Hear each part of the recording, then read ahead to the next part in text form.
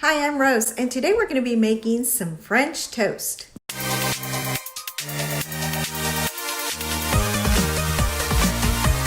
First, you're going to need some milk, eggs, butter, vanilla extract, cinnamon, nutmeg, sugar, and bread. We're going to start with 3 eggs in a large bowl, large enough to fit a slice of bread.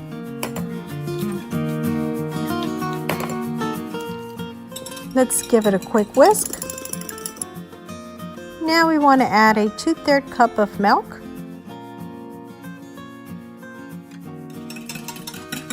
one tablespoon of sugar, 1 teaspoon of cinnamon, 1 teaspoon of vanilla extract, half a teaspoon of nutmeg.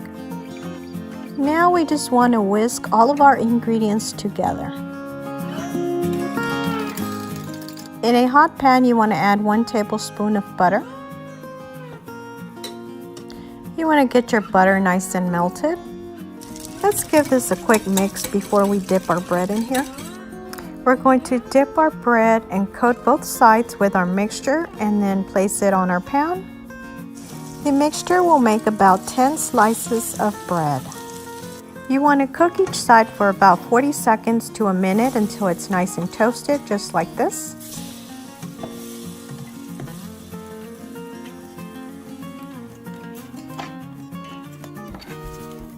Once your French toast is done, you can sprinkle a little bit of powdered sugar on top. You can also add fruits such as blueberries, blackberries, and strawberries, and some delicious syrup.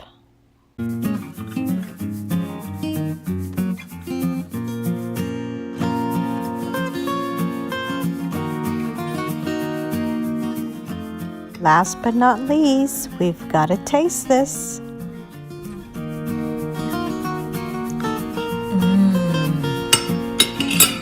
So good.